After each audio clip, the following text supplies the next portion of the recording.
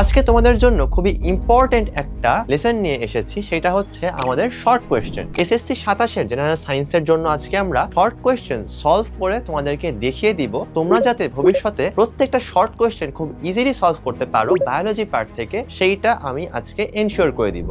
এইটা করলে তোমাদের কিন্তু কনফিডেন্স অনেক বুস্ট হবে। Practice makes a man perfect. তো যত বেশি প্র্যাকটিস করবা তত বেশি তোমরা পারফেক্ট হবা। আজকে তোমাদের সঙ্গে আমি থাকবো সুমগ্ন সুবিদ, স্যার সলিমুল্লাহ মেডিকেল কলেজে কারেন্টলি আমি 4র্থ বর্ষে অধ্যয়ন করছি। তো চলো পারফেকশনিস্ট হওয়ার সেই লড়াইয়ে আজকে আমরা নেমে পড়ি। আসসালামু আলাইকুম পোলাপান, কেমন আছো সবাই? আশা করতেছি সবাই অনেক ভালো আছো। এই বৃষ্টির মধ্যে তোমাদের ক্লাস নিতে কিন্তু আমি চলে এসেছি। আজকে তোমাদের সঙ্গে আমি থাকবো সুমগ্ন সুবিদ, স্যার সলিমুল্লাহ মেডিকেল কলেজে কারেন্টলি আমি 4র্থ বর্ষে অধ্যয়ন করছি। আজকে তোমাদের জন্য খুবই ইম্পর্টেন্ট একটা লেসন নিয়ে এসেছি, সেটা হচ্ছে আমাদের শর্ট কোয়েশ্চেন। এসএসসি 27-এর জেনারেল সায়েন্সের জন্য আজকে আমরা শর্ট কোয়েশ্চেন সলভ করে তোমাদেরকে দেখিয়ে দিব, এবং তোমরা যাতে ভবিষ্যতে প্রত্যেকটা শর্ট কোয়েশ্চেন খুব ইজিলি সলভ করতে পারো বায়োলজি পার্ট থেকে, সেইটা আমি আজকে এনশিওর করে দিব। এবং এইটা করলে তোমাদের কিন্তু কনফিডেন্স অনেক বুস্ট হবে ভাইয়া, কারণ আমরা কি জানি, practice makes a man perfect, তাই না? সো যত বেশি প্র্যাকটিস করবা তত বেশি তোমরা পারফেক্ট হবা, তত বেশি তোমরা পারফেকশনিস্ট হবা। তো চলো পারফেকশনিস্ট হওয়ার সেই লড়াইয়ে আজকে আমরা নেমে পড়ি। দেখো ভাইয়া, আমাদের যে জেনারেল সায়েন্সের বায়োলজি পার্টটা আছে, এখান থেকে কিন্তু চ্যাপ্টার আছে 3টা। এই 3টা চ্যাপ্টার থেকে আমরা সিলেক্টেড কিছু শর্ট কোয়েশ্চেন সলভ করব, যেগুলো তোমাদের পরীক্ষার জন্য খুব ইম্পর্টেন্ট। প্রথম যে চ্যাপ্টার সেটা কি দেখো, উন্নততর জীবনধারা। অর্থাৎ আমাদের জীবনকে আমরা কেমনে উন্নত করতে পারি, কিভাবে সুস্থ রাখতে পারি, এবং কিভাবে আমাদের মনটাকেও ভালো রাখতে পারি, এই সব কিছু কিন্তু এই চ্যাপ্টারের টপিক। সো এই চ্যাপ্টার থেকে প্রথমেই যে কোয়েশ্চেনটা আমরা দেখতে পাচ্ছি সেটা হলো, খাদ্য উপাদান কয়টি ও কি কি? খাদ্য উপাদান কয়টি, এইটা কিন্তু আমরা অনেক ছোটবেলা থেকে পড়ে আসছি, তাই না ভাইয়া? আমরা কিন্তু একবারে গড় গড় করে মুখস্থ করে আসছি। কি পড়ছি ভাইয়া? পড়ছি শর্করা, আমিষ, স্নেহ, ভিটামিন, খনিজ লবণ ইত্যাদি ইত্যাদি হাবিজাবি। সো ওই জিনিসটাই এখানে আবার রিপিট হচ্ছে। আমাদের খাদ্যের 6টি মৌলিক উপাদান কি কি আছে ভাইয়া? প্রথমত শর্করা, যেটাকে আমরা ইংলিশে বলি কার্বোহাইড্রেট। এরপরে প্রোটিন, যেটাকে আমি বলি আমিষ। এরপরে দেখো ভাইয়া স্নেহ, বা যেটাকে আমি ইংলিশে বলি ফ্যাট। এরপরে ভিটামিন, খনিজ লবণ অর্থাৎ মিনারেলস, এবং পানি। এইখানে কিন্তু ভাইয়া অনেক সময় আমরা পানিকে স্কিপ করে ফেলি। সো এই পানিটাকে কিন্তু আমরা এক্সাম হলে ভুল করে স্কিপ করে আসবো না। এই 6টা উপাদানের মধ্যে অবশ্যই আমাদের কিন্তু পানিকে লিখতে হবে। এখন দেখো ভাইয়া, এই যে খাবার উপাদানগুলো আছে সবগুলা থেকে কি আমরা শক্তি পাই? ব্যাপারটা কি তেমন না ভাইয়া। খাদ্যের সবগুলা উপাদান কিন্তু আমাদেরকে শক্তি দেয় না। স্পেসিফিক্যালি 3টা উপাদান দিচ্ছে শক্তি। কোন 3টা উপাদান দিচ্ছে ভাইয়া? দিচ্ছে হচ্ছে এই যে শর্করা, এই যে আমিষ, আর স্নেহ পদার্থ। এরা কি করতেছে ভাইয়া? আমাদেরকে শক্তি দিচ্ছে। এই শক্তি দেওয়ার কারণে আমি এদেরকে কি বলি ভাইয়া? বলি হচ্ছে দেহ পরিপোষক খাদ্য। এখন দেখো বাকি যে 3টা আছে, ভিটামিন, খনিজ লবণ এবং পানি, এরা কিন্তু আমাদেরকে ডিরেক্টলি শক্তি দিচ্ছে না, কিন্তু বডির আর যেগুলো কাজ আছে, অর্থাৎ রোগ প্রতিরোধ ক্ষমতাকে বৃদ্ধি করা, তোমার বিভিন্ন যে বিক্রিয়া হচ্ছে তোমার বডির ভিতরে সেগুলোকে ঠিকঠাক মতো চালনা করা, এই সব কাজগুলো কিন্তু কে করতেছে ভাইয়া? করতেছে হচ্ছে আমাদের ভিটামিনস, খনিজ লবণ এবং পানি। সো এই কোয়েশ্চেন আই গেস আমরা ক্লিয়ার হয়েছি। এর পরের প্রশ্নে আসি ভাইয়া, ভিটামিনকে জৈব প্রভাবক কেন বলা হয়? এই প্রশ্নটার উত্তর করার জন্য আমাদেরকে আগে জানতে হবে যে জৈব আর প্রভাবক এই দুইটার মানে কি। জৈব মানে হচ্ছে ভাইয়া যেটা জীবের সঙ্গে সম্পর্কিত বা জীব দেহের সঙ্গে সম্পর্কিত,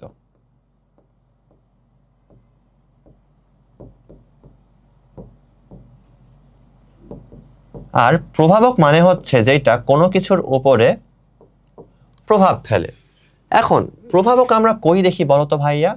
আমরা কিন্তু রসায়নে যখন বিক্রিয়া করছি তখন কিন্তু আমরা কি দেখছি ভাইয়া? অনেক প্রভাবক দেখছি। এখন ভাইয়া তুমি চিন্তা করে দেখো, তোমার বডির মধ্যেও কিন্তু অনেক বিক্রিয়া হচ্ছে না প্রত্যেক সেকেন্ডে? হচ্ছে তো।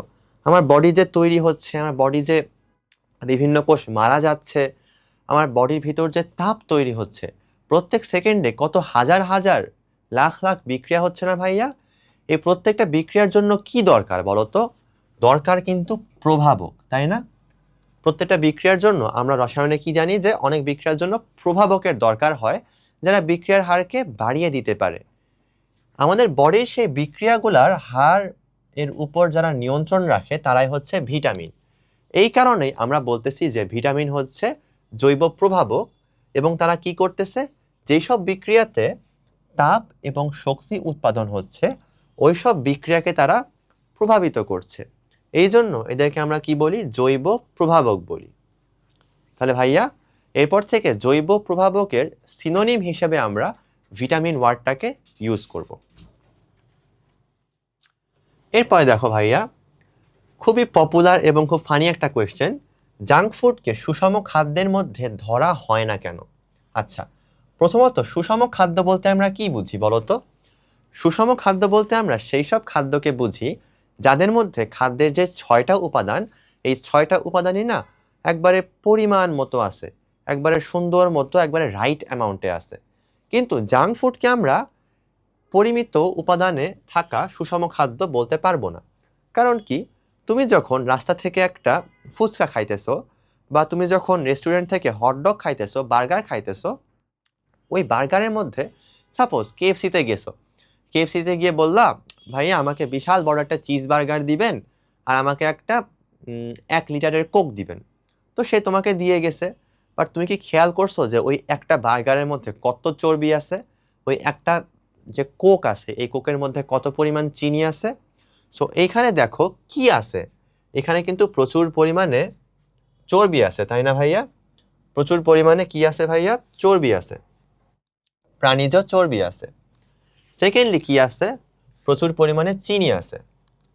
এখন দেখো, প্রচুর পরিমাণে যদি চর্বি থাকে আর চিনি থাকে, তুমি দ্রুত মোটা হয়ে যাবে না? দ্রুত স্থূলকায় হয়ে যাবে না? অবশ্যই ভাইয়া, এই চর্বি গিয়ে সব তোমার গায়ে লাগবে, ঠিক আছে? চিনি গিয়ে সব তোমার গায়ে লাগবে। তখন তুমি কি হয়ে যাবে ভাইয়া? বলবা যে আল্লাহ, আমি তো মোটা হয়ে গেছি। তো এইটাই হবে। এইটা বাদেও দেখো, তুমি যখন কোনো একটা সুষম খাদ্য খাও, সেখানে কি থাকে? ভিটামিনস থাকে, খনিজ লবণ থাকে, যেগুলো তোমার দেহের রোগ প্রতিরোধ ক্ষমতাকে বাড়ায়। কিন্তু ভাইয়া এই যে জাঙ্ক ফুড খাইতেছো, এই জাঙ্ক ফুডগুলোর মধ্যে কি সেই ভিটামিন বা খনিজ লবণ পরিমাণ মতো আছে? না ভাইয়া। এখন তুমি যদি কনস্ট্যান্টলি জাঙ্ক ফুড খাইতেই থাকো, তাহলে তোমার যে রোগ প্রতিরোধ ক্ষমতা আছে সেটা কি বৃদ্ধি পাবে ভাইয়া? একেবারেই পাবে না। কারণ কি, তুমি ভিটামিন খাইতেছো না, খনিজ লবণ খাইতেছো না, জাস্ট পালার পর পালা খালি বার্গার খাইতেই আসো। সো আমাদের কিন্তু ভাইয়া বেশি জাঙ্ক ফুড খাওয়া যাবে না।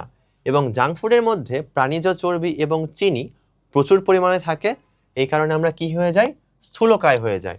এবং এর মধ্যে ভিটামিন এবং খনিজ পদার্থের অভাব থাকার কারণে আমরা কিন্তু রোগ প্রতিরোধ ক্ষমতাটা অর্জন করতে পারতেছি না। এই সব কারণে আমরা কি বলতেছি ভাইয়া? জাঙ্ক ফুড কিন্তু কোনো সুষম খাদ্যের মধ্যে পড়ে না। চলো আমরা পরের স্লাইডে যাই। পরের স্লাইডে কি বলছে ভাইয়া? ব্যাকটেরিয়া কিভাবে খাদ্যে বিষক্রিয়া তৈরি করে। এখন ব্যাকটেরিয়া যে খাদ্যে বিষক্রিয়া তৈরি করে এটা আমরা সবাই জানি, কিন্তু কিভাবে করে সেটা কি আমরা জানি? দেখো, একটা ব্যাকটেরিয়া, ধরো এখানে একটা ভাতের প্লেট আছে, এই ভাতের প্লেটের মধ্যে ধরলাম অনেকগুলা ভাত আছে। এখন ধরো উড়ে এসে বা কোনোভাবে একটা ব্যাকটেরিয়া এর মধ্যে পড়ে গেছে, পড়ে গিয়ে তার মনে হয়েছে যে আমি তো অনেক সময় ধরে এর মধ্যে আছি, এ তো 5 বা 6 ঘন্টা ধরে এই ভাতটা খাবে না। তখন সে কি করবে? এইটার মধ্যে টক্সিন নামের একটা বিষাক্ত উপাদান তৈরি করবে। কি করবে ভাইয়া? একটা বিষাক্ত উপাদান তৈরি করবে, যেটার নাম টক্সিন। এই টক্সিন শব্দটা কই থেকে আসছে? আমরা অনেকে বলি না যে কেউ একটা টক্সিক রিলেশনশিপে আছে। টক্সিক মানে কি ভাইয়া? বিষাক্ত। সেই টক্সিক থেকে আসছে টক্সিন। টক্সিন মানে হচ্ছে কোনো একটা বিষাক্ত উপাদান, বা ব্যাকটেরিয়া যে বিষাক্ত উপাদান তৈরি করতেছে সেটাকে আমরা কি বলতেছি ভাইয়া? টক্সিন বলতেছি। এখন এই ভাতের মধ্যে সে যদি বিষাক্ত উপাদানটা তৈরি করে ছেড়ে দেয়, তাহলে কি হবে ভাইয়া? তোমার বডির মধ্যে ওই বিষ বা পয়জন চলে যাবে। এই বিষ বা পয়জন চলে যাওয়াকে আমরা কি বলতেছি ভাইয়া? ফুড পয়জনিং বলতেছি।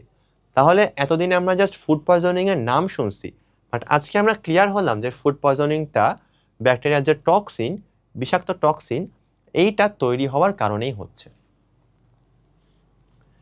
দেখো ভাইয়া, এর পরেরটা হচ্ছে মাদকাসক্তি কিভাবে নিয়ন্ত্রণ করা যায়। দেখো, এইটা অ্যাকচুয়ালি অনেক স্যাড একটা টপিক, কারণ আগে দেখতাম যে বাংলাদেশে মাদকাসক্তি বেশি ছিল হচ্ছে যারা একেবারে খুব ফ্রাস্ট্রেটেড মানুষজন, বা যারা হচ্ছে একটু বড় মানুষ, বা বলতে পারো যে হচ্ছে মধ্যবয়সী মানুষ, এদের মধ্যে। কিন্তু এখন দেখা যাচ্ছে যে অনেক বাচ্চা কাচ্চার মধ্যে, অনেক কিশোরদের মাঝেও মাদকাসক্তি প্রচুর পরিমাণে না ছড়িয়ে পড়তেছে। এখন এই মাদকাসক্তি যদি আমরা নিয়ন্ত্রণ করতে চাই, তাহলে আমরা কেমনে নিয়ন্ত্রণ করব ভাইয়া? প্রথমত দেখো, আমি যদি এখন রাস্তার মধ্যে র্যান্ডমলি কাউকে গিয়ে বলি যে আপনি মাদক খাইতেছেন কেন, ছেড়ে দেন, সে কি আমার কথা শুনবে? কথা শোনার চান্স কতটুকু? অনেক কম না ভাইয়া? অনেক কম। কিন্তু এখন তুমি যদি ঠিক উল্টা কাজটা করো, অর্থাৎ তোমার পরিচিত কাউকে, যাকে তুমি ভালোবাসো, অর্থাৎ তোমার বাবা মা বা খুব কাছের আত্মীয় স্বজন যারা আসলে মাদকাসক্ত, তাদেরকে গিয়ে তুমি যদি বলো যে আপনি মাদকটা ছেড়ে দেন, এটা আমারও ক্ষতি হচ্ছে, আপনারও ক্ষতি হচ্ছে, তাহলে সে যেহেতু তোমার সঙ্গে একটা আত্মার বন্ধন আছে অলরেডি, তার কিন্তু আরও বেশি চান্স আছে মাদকটাকে ছেড়ে দেওয়ার জন্য। অর্থাৎ মেইন যে মোটিভেশন, সেটা কার কাছ থেকে আসতে হবে? পরিবার থেকে আসতে হবে। এবং দ্বিতীয় যে কাজটা করতে হবে সেটা হচ্ছে সমাজে সচেতনতা গড়ে তুলতে হবে। সচেতনতা কেন দরকার ভাইয়া? যদি একটা মাদকাসক্ত ব্যক্তি এটাই না জানে যে আমি যে মাদক নিচ্ছি এটা কি আসলে হার্মফুল নাকি বেনিফিশিয়াল, এটা কি ক্ষতিকর নাকি ভালো, তাহলে সে কি জীবনে কোনোদিন মাদক খাওয়া ছেড়ে দিবে? ছেড়ে দিবে না কিন্তু ভাইয়া, তাই না? তাকে অবশ্যই আগে জানতে হবে যে মাদকের যেই খারাপ দিকগুলা, সেই খারাপ দিকগুলা কি কি।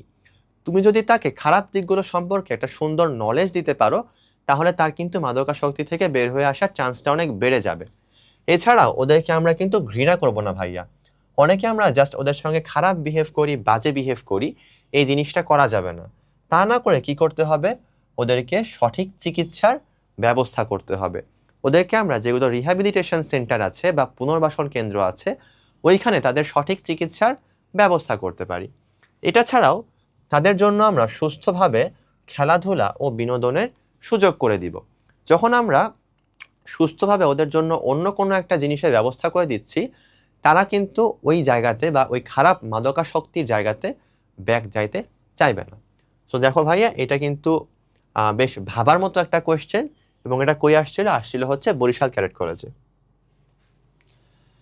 এখন দেখো ভাইয়া, আঁশযুক্ত খাবারের উপকারিতা ব্যাখ্যা করো। তুমি যখনই ডাক্তারের কাছে যাবা, সাপোজ তোমার কনস্টিপেশন হয়েছে, তখন ডাক্তাররা কি বলে ভাইয়া? সারাদিন বলে না যে আঁশযুক্ত খাবার খান, বেশি বেশি শাকসবজি খান, তাই না? এই সব কিছু কিন্তু বলে। আমিও যখন হয়তো কদিন পরে ডাক্তার হব, তুমি যখন আমার কাছে পেশেন্ট হয়ে আসবা, আমিও বলবো যে বেশি বেশি আঁশযুক্ত খাবার খাবেন। কেন বলি ভাইয়া? এই যে আঁশযুক্ত খাবার বা রাফেজ, এই আঁশযুক্ত খাবারের মধ্যে অ্যাকচুয়ালি আমাদের সেলুলোজ নামের এক ধরনের জিনিস থাকে। কি থাকে ভাইয়া? সেলুলোজ। সেলুলোজ ছাড়াও আরও অনেক কিছু থাকে, বাট প্রধানত এই সেলুলোজ জাতীয় যে জিনিসটা আছে, এই জিনিসটা কি হয় ভাইয়া?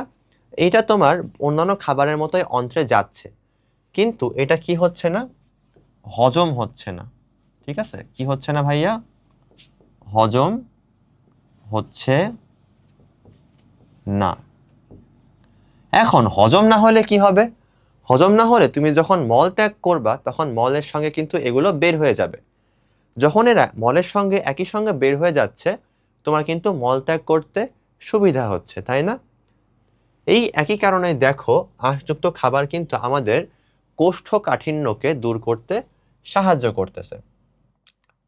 এখন আরেকটা কাজ করে, সেটা কি করে ভাইয়া? অতিরিক্ত চর্বি কমায় ফেলে। এই কাজটা ওরা কেমনে করে? দেখো, যখন ওরা মলের সঙ্গে বের হয়ে যাচ্ছে, তখন ওরা অনেকখানি ফ্যাট ওদের সঙ্গে নিয়ে যায়। এইটা ছাড়াও তুমি যখন বেশি পরিমাণে শাকসবজি খাবা তখন তোমার পেট কিন্তু এমনি ভরে যাবে। এমনি ভরে গেলে তোমার কি অন্যান্য জাঙ্ক ফুড খাইতে বা চর্বি খাইতে মন চাবে? চাবে না কিন্তু ভাইয়া। তাহলে দেখো, সে কিন্তু ইনডাইরেক্টলি তোমার বডি থেকে চর্বি কমাইতে সাহায্য করতেছে। চর্বি কমলে কি হবে ভাইয়া? তোমার হৃদরোগের যে বিষয়টা আছে, হৃদরোগের হওয়ার চান্সটা কম থাকবে। তোমার ডায়াবেটিস তুমি চাইলে নিয়ন্ত্রণে রাখতে পারবা, তাই না? তাহলে দেখো ভাইয়া, আঁশযুক্ত খাবার খাওয়ার কিন্তু প্রচুর উপকারিতা আছে। কি কি উপকারিতা? তিনটা জিনিস মাথায় রাখবার। প্রথমত কোষ্ঠকাঠিন্য, হৃদরোগ এবং ডায়াবেটিস। কিন্তু সবচেয়ে ইম্পর্টেন্ট হচ্ছে সে কোষ্ঠকাঠিন্য দূর করতে সাহায্য করতেছে। এরপরে দেখো, মাছের স্নেহ পদার্থকে কি বলা হয়? স্নেহ পদার্থ মানে কি ভাইয়া? ইংলিশে আমরা এটাকে বলি ফ্যাট। এখন মাছের যে স্নেহ পদার্থ সেটাকে আমরা বলি তেল। এটা আমরা সবাই জানি। দেখবা যে কিছু কিছু মাছের প্রচুর তেল থাকে, যেমন পাঙ্গাস মাছ থাকে বা সামুদ্রিক মাছ থাকে যেগুলা, এইসব মাছে প্রচুর তেল থাকে। এখন স্নেহ পদার্থ কি খালি তেলই হয়? না ভাইয়া, স্নেহ পদার্থ অ্যাকচুয়ালি দুই রকমের হয়। কয় রকমের হয় ভাইয়া? স্নেহ পদার্থ হয় হচ্ছে দুই রকমের। একটা হচ্ছে তেল, আরেকটা বুঝতেই পারতেছো নামের মধ্যেই আছে, চর্বি। বলে না আমার বডিতে তেল চর্বি জমতেছে। তো স্নেহ পদার্থ হচ্ছে দুই প্রকার, একটা হচ্ছে তেল আর আরেকটা হচ্ছে চর্বি। এখন এই দুইটার পার্থক্য কি ভাইয়া? তুমি রুম টেম্পারেচারে বা নর্মাল টেম্পারেচারে যেগুলো কঠিন অবস্থায় আছে বা সলিড অবস্থায় আছে সেগুলোকে আমি বলবো হচ্ছে চর্বি। তাহলে আবার বলি, রুম টেম্পারেচারে যারা সলিড অবস্থায় আছে এদেরকে আমি কি বলছি ভাইয়া? চর্বি বলছি। আর যারা লিকুইড অবস্থায় আছে এদেরকে আমরা তেল বলছি। যেমন দেখো ভাইয়া, সয়াবিন তেল, সয়াবিনকে আমরা কি বলতেছি? তেল বলতেছি। কারণ কি? সে রুম টেম্পারেচারে লিকুইড অবস্থায় আছে। আর তুমি যদি চিন্তা করো মাংসের চর্বি, সে কিন্তু রুম টেম্পারেচারে সলিড অবস্থায় আছে। এই কারণে এটাকে আমরা কি বলছি ভাইয়া? চর্বি বলছি। তা দুটা পার্থক্য কোথায়? একটা হচ্ছে লিকুইড, একটা হচ্ছে সলিড। শীতকালে খাদ্য সহজে নষ্ট হয় না কেন? এইটা একটা চমৎকার প্রশ্ন। কেন নষ্ট হয় না ভাইয়া জানো? খাদ্য নষ্ট করেটাকে? খাদ্য কিন্তু নষ্ট করে ব্যাকটেরিয়া এবং ফাঙ্গাস। এই দুইটা অণুজীব কিন্তু খাদ্য নষ্ট করার ক্ষেত্রে খুব বড় ভূমিকা রাখে। দেখা আছে দেখো ভাইয়া, ব্যাকটেরিয়া এবং ছত্রাক। এখন ব্যাকটেরিয়া এবং ছত্রাক যখন আক্রমণ করবে, আক্রমণ করার জন্য ওর কি লাগবে ভাইয়া? ওর কিন্তু একটা উষ্ণ পরিবেশ লাগবে, তাই না? ধরলাম সেই তাপমাত্রাটা হইতেছে 25 থেকে 40 ডিগ্রি সেলসিয়াস তাপমাত্রা। এটা কিন্তু বেশ উষ্ণ একটা পরিবেশ, তাই না? এই উষ্ণ পরিবেশ কি শীতকালে থাকে? থাকে না কিন্তু ভাইয়া। শীতকালে কিন্তু আমাদের কোনো উষ্ণ পরিবেশ থাকে না। না থাকলে কি হবে? এই যে ব্যাকটেরিয়া আর ছত্রাক, এরা কি বেশি বেশি গ্রো করতে পারবে? এরা কি বেশি বেশি বাসা বাঁধতে পারবে? পারবে না কিন্তু ভাইয়া, তাই না? সো এই কারণে শীতকালে যেহেতু ব্যাকটেরিয়া আর ছত্রাক আক্রমণ করতে পারতেছে না, এই কারণে শীতকালে কি হচ্ছে না ভাইয়া? খাদ্য সহজে নষ্ট হচ্ছে না। ঠিক আছে? ওকে। দেখো ভাইয়া, প্রতিদিন টাটকা টক জাতীয় খাবার গ্রহণ করবা কেন তুমি? তোমার কি ঠেকা পড়ছে প্রত্যেক দিন নিজের জিহ্বাকে কষ্ট দিয়ে টক জাতীয় খাবার খাওয়ার? কেন তুমি ডেইলি আমলকি, লেবু এগুলা খাবা বলো তো ভাইয়া? আছে কারণ, অবশ্যই আছে। কি কারণ ভাইয়া? এই যে টক জাতীয় খাবার, এই টক জাতীয় খাবারে না ভিটামিন সি থাকে। মোস্ট অফ দ্য টক জাতীয় খাবারে ভিটামিন সি থাকে। এই ভিটামিন সি কি করে ভাইয়া? তোমার বডিকে হেলদি রাখতে সাহায্য করে। সে অনেক কিছু করে। এখন সাপোজ তুমি ভিটামিন সি খাইলা না, তাহলে কি হবে? তোমার মাড়ি দিয়ে রক্ত পড়তে পারে, তোমার ত্বকে ঘা হইতে পারে, সাপোজ কোনোটা জায়গা কেটে গেছে, তো ক্ষত শুকাইতে না অনেক দেরি হইতে পারে, তাই তো? তো তুমি কি চাও তোমার বডিতে এগুলো হোক? আমরা কেউই কিন্তু চাই না, তাই না ভাইয়া? সো আমরা কি করব? বেশি বেশি প্রত্যেক দিন টাটকা টক জাতীয় খাবার খাবো। কিসের জন্য ভাইয়া? ভিটামিন সি এর জন্য। আর ভিটামিন সি এর যদি অভাব হয় তাহলে কি হইতে পারে ভাইয়া? স্কারভি রোগ হইতে পারে। আর স্কারভি রোগে কি হয় ভাইয়া? মাড়ি দিয়ে রক্ত পড়তে পারে। অস্থির গঠন মজবুত হতে পারে না, অর্থাৎ তোমার যে হাড় আছে এই হাড়টা কিন্তু ভাইয়া দুর্বল হয়ে যাবে। কি ভয়ানক ব্যাপার, তাই না? এছাড়াও যেটা বললাম ভাইয়া, ত্বকে ঘা হইতে পারে এবং ক্ষত শুকাইতে দেরি হইতে পারে। পরের প্রশ্নে যাই, এইডসকে মরণ ব্যাধি কেন বলা হয়? এইডস কিন্তু আমাদের অনেক পরিচিত একটা রোগ, তাই না ভাইয়া? এইডসে কি হচ্ছে বেসিকলি, এইডসে না তুমি চিন্তা করে দেখবে এমনি যে এইডসের জন্য যেই ভাইরাসটা দায়ী, এইডস কি দিয়ে হয় ভাইয়া? ভাইরাস দিয়ে হয়। সেই ভাইরাসটার নাম কি? এইচআইভি ভাইরাস বা হিউম্যান ইমিউনো ডেফিসিয়েন্সি ভাইরাস। এই এইচআইভি ভাইরাস কিন্তু ডিরেক্টলি তোমার কোনো রোগ তৈরি করতেছে না। এ কি করতেছে? এ আরো ভয়ানক কাজ করতেছে। ও দেহের যে রোগ প্রতিরোধ ক্ষমতা আছে এইটাকেই ধ্বংস করে দিচ্ছে। তোমার রোগ প্রতিরোধ করার জন্য যেগুলো কোষ দায়ী ছিল ওইসব কোষকে সে ধ্বংস করে দিচ্ছে। এখন কোনো একটা যুদ্ধে গিয়ে যদি সোলজাররা মারা যায়, সেই যুদ্ধ কি তুমি করতে পারবা? অবশ্যই পারবা না। তোমার বডি কি হয়ে যাবে? তার যে রোগ প্রতিরোধ ক্ষমতা এটাকে সে হারায় ফেলবে। হারায় ফেললে কি হবে ভাইয়া? বাকি সব রোগ এসে ওকে অ্যাটাক করবে। ধরো যক্ষা তাকে অ্যাটাক করতে পারে, তাই তো? দেখবা ওর সারাদিন জ্বর হচ্ছে, ডায়রিয়া হচ্ছে। তাই দেখো বাকি সব রোগ কিন্তু তাকে কি করতেছে ভাইয়া? অ্যাটাক করতেছে। এই কারণে আমরা এইডসকে কি বলতেছি ভাইয়া? মরণ ব্যাধি বলতেছি। কারণ এই সব রোগ যখন হবে তুমি তো আলটিমেটলি মারাই যাবা, তাই না? একটা সময় গিয়ে তো মারাই যাবা। এই কারণে আমরা এটাকে কি বলতেছি ভাইয়া?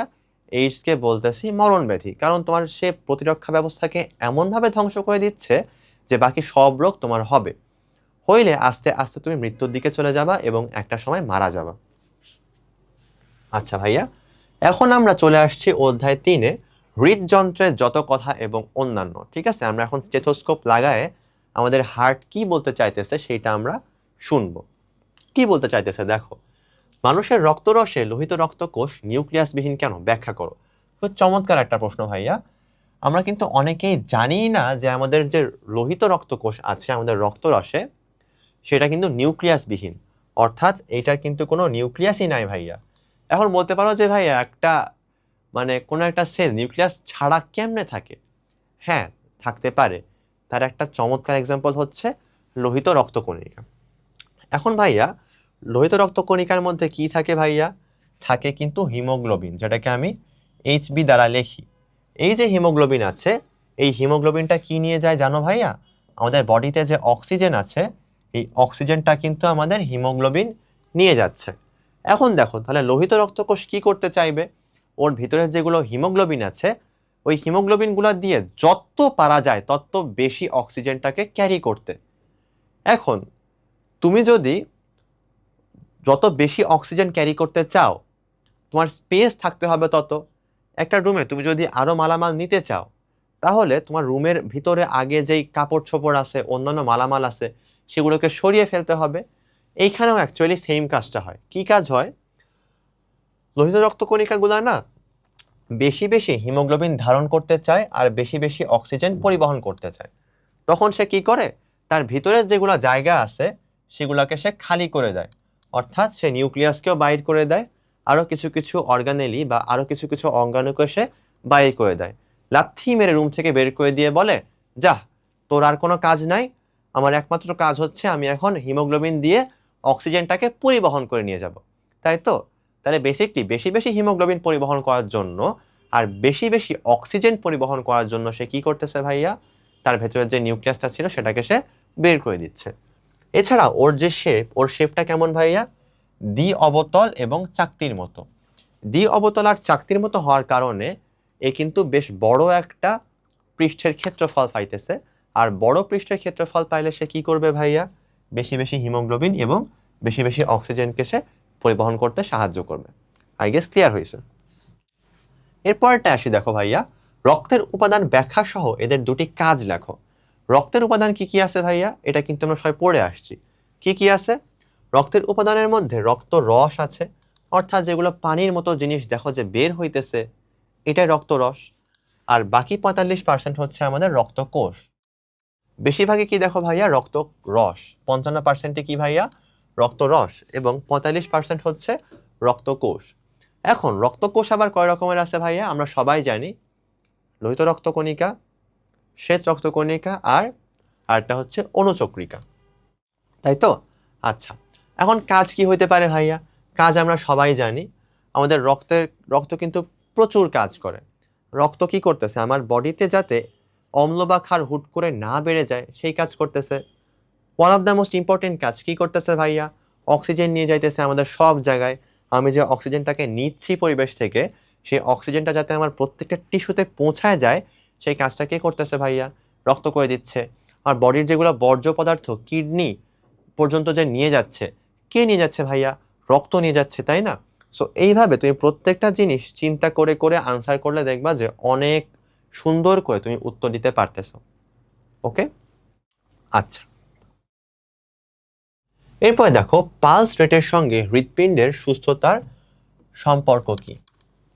দেখো ভাইয়া, পালস রেট জিনিসটা কি কি বলছে এখানে, হাতের রেডিয়াল ধমনী 1 মিনিটে কতবার স্পন্দিত হচ্ছে সেইটাই পালস রেট।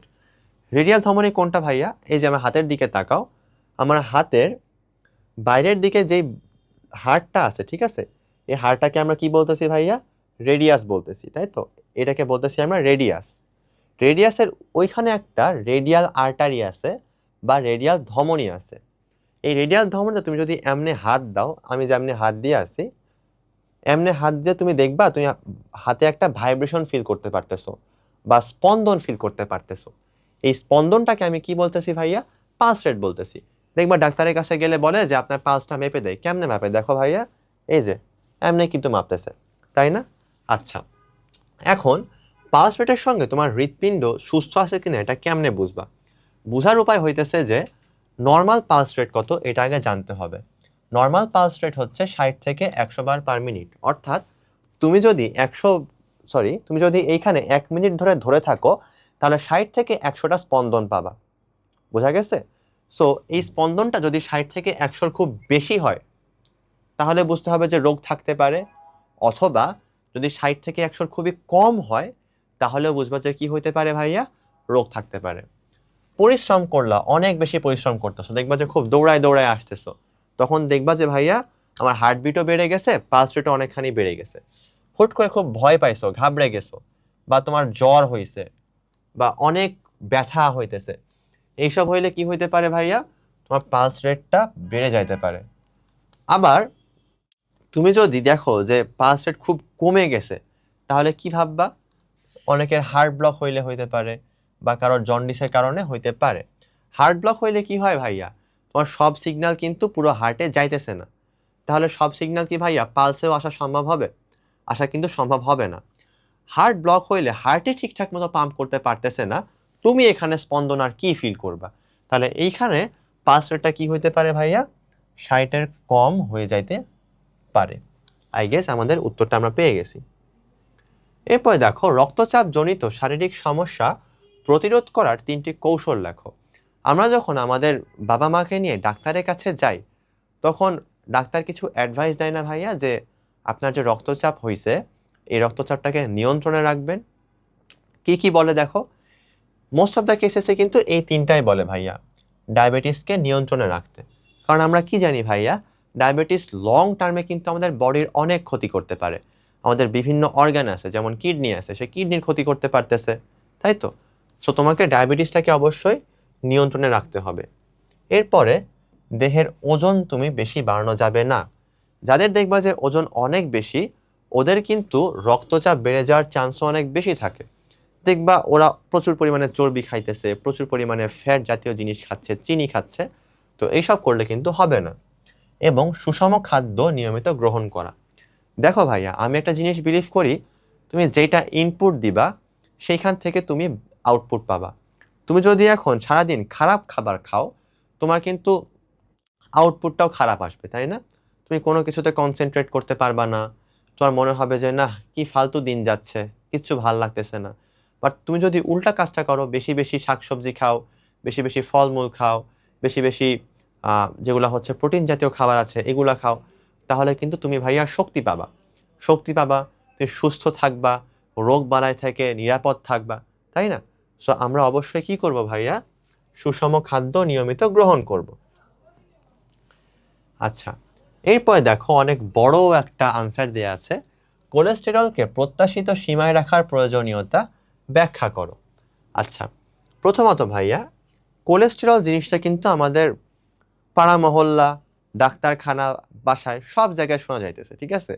কি বলতেছে সবাই? বলতেছে যে আমার কোলেস্টেরল অনেক হাই হয়ে গেছে, ডাক্তার বলছে যে আমি বেশি দিন বাঁচবো না, তোমার হার্টে ব্লক ধরা পড়ছে। তাহলে দেখো, যত রকমের হার্টের রোগ, যত রকমের রক্তনালিকার রোগ বা যত রকমের আরও রোগ বালাই আমরা দেখতে পাচ্ছি, এগুলোর সঙ্গে কিন্তু কোলেস্টেরলের সম্পর্ক আছে। এখন সব কোলেস্টেরলের সম্পর্ক নাই বেসিকলি, যেগুলোকে আমরা বলতেছি খারাপ কোলেস্টেরল বা ব্যাড কোলেস্টেরল, এই ব্যাড কোলেস্টেরলগুলো আসলে আমাদের ক্ষতি করতেছে। এখন ব্যাড কোলেস্টেরলগুলো কি ক্ষতি করতেছে? নর্মালি আমাদের কোলেস্টেরলের স্বাভাবিক পরিমাণ কত দেখো, 200 মিলিগ্রাম পার ডেসিলিটারের মতো। এখন যদি বেশি বেশি কোলেস্টেরল তুমি খাইতেই থাকো, সেটা আলটিমেটলি জমা হবে কই জানো? তোমার যে রক্তনালিকাগুলো আছে, রক্তবাহিকাগুলো আছে, এগুলার যে গা আছে, এগুলার যে দেয়াল আছে, এগুলোর দেয়ালে গিয়ে জমা হবে। এখন দেখো, ওগুলা কি ছোট্ট পাইপের মতো না? যদি ওইখানে গিয়ে চর্বি জমা হয় তাহলে কি হবে ভাইয়া? যদি ওখানে গিয়ে কোলেস্টেরল জমা হয় তাহলে কি হবে ভাইয়া? এমনিতেই যাওয়ার জায়গা অনেক সরু, তুমি আরও সরু করে দিছো, রক্ত কি পৌঁছাবে? রক্ত পৌঁছাবে না। রক্ত হার্টে না পৌঁছালে কি হবে ভাইয়া? ব্যথা হবে, হার্ট ফেলিওর হবে। রক্ত যদি কিডনিতে না পৌঁছায়, তোমার ঠিকঠাক মতো কিডনির সুস্থতা থাকবে না, তুমি অসুস্থ হয়ে যাবা, তাই না? তাহলে দেখো ভাইয়া, সে কি করতেছে, আন্তঃপ্রাচীরের গায়ে অর্থাৎ রক্তনালী যে ছিল ওইটার গায়ে গিয়ে কি জমা হচ্ছে? কোলেস্টেরল জমা হচ্ছে বা ক্যালসিয়াম জমা হচ্ছে। জমা হয়ে হয়ে তারা গহ্বরটাকে একেবারে ছোট করে দিচ্ছে, একেবারে যাওয়ার জায়গাটাকে কি করে দিচ্ছে ভাইয়া? একেবারে সরু করে দিচ্ছে। সরু করে দিলে কি হবে? অ্যাথেরোস্ক্লেরোসিস নামে একটা জিনিস হবে। তাহলে এই যে এত কিছু হচ্ছে ভাইয়া, এই এত কিছু হওয়াটাকে আমরা কি বলতেছি ভাইয়া? এই পুরো প্রক্রিয়াটার নাম কি বলতেছি ভাইয়া? অ্যাথেরোস্ক্লেরোসিস। আচ্ছা, এই যে অ্যাথেরোস্ক্লেরোসিস, এই অ্যাথেরোস্ক্লেরোসিস জিনিসটা কি করে ভাইয়া? তোমার যে রক্তনালী আছে এটাকে অনেক সরু করে দিচ্ছে, অনেক শক্ত করে দিচ্ছে। তাহলে এইখান দিয়ে কি আর রক্ত যাইতে পারবে ভাইয়া? যাইতে পারবে না। এখন যদি রক্ত যাইতে না পারে, তার তো চাপ বাড়তেই থাকবে। কারণ আগে তার জায়গা ছিল এত বড়, এখন হয়ে গেছে এতটুকু, কিন্তু ব্লাড তো আর কমে নাই। ব্লাড বলবে যা, আমি তো যাইতেই থাকবো। তাহলে কি হবে ভাইয়া?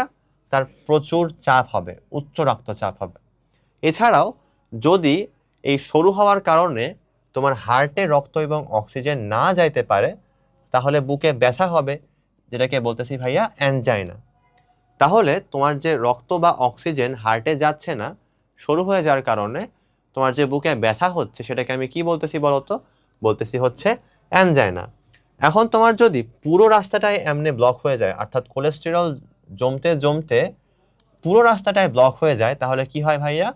হার্ট অ্যাটাক হইতে পারে, যেটাকে আমরা বলি মায়োকার্ডিয়াল ইনফার্কশন। তাহলে হার্টে যদি ওই কারণে ব্লাড না যাইতে পারে, তাহলে কি বলবো ভাইয়া? Myocardial infarction. আর যদি সেম কাজটা ব্রেইনে হয়, অর্থাৎ ব্রেইনেও তো অনেক রক্তনালী আছে, তাই না ভাইয়া? যদি ব্রেইনের রক্তনালীতে আমাদের অক্সিজেন আর রক্ত না যায়, তাহলে কি হবে ভাইয়া? স্ট্রোক হবে। আমরা প্রায় দুটা জিনিস উল্টাপাল্টা করে ফেলি। দেখবা গ্রামের মানুষ গিয়া বলে যে হচ্ছে, বাবা আমার তো হার্টে স্ট্রোক হয়েছে। কিন্তু ভাইয়া, হার্টে কি আসলে স্ট্রোক হয়? আজকে থেকে জেনে রাখো, হার্টে কোনো স্ট্রোক হয় না। হার্টে কি হয় না ভাইয়া? স্ট্রোক হয় না। হার্টে কি হচ্ছে? অ্যানজাইনা হচ্ছে, মায়োকার্ডিয়াল ইনফাকশন হচ্ছে, অর্থাৎ ব্যথা হচ্ছে এবং হার্ট অ্যাটাক হচ্ছে। কিন্তু তোমার মস্তিষ্কে বা মাথায় কি হচ্ছে ভাইয়া? স্ট্রোক হচ্ছে। তাহলে এরপর থেকে যেই বলবে যে ভাইয়া আমার হার্টে স্ট্রোক হয়েছে, বলবে যে না, আপনার হার্টে হার্ট অ্যাটাক হয়েছে, আর আপনার মস্তিষ্কে, আপনার ব্রেইনে কি হয়েছে? স্ট্রোক হয়েছে। আচ্ছা, এরপরে দেখো, মানবদেহের কোনো অংশ কেটে গেলে রক্ত জমাট বাঁধার কারণ ব্যাখ্যা করো। আচ্ছা, রক্ত জমাট অ্যাকচুয়ালি বাধায় কারা? রক্তের মধ্যে আমাদের কে আছে ভাইয়া?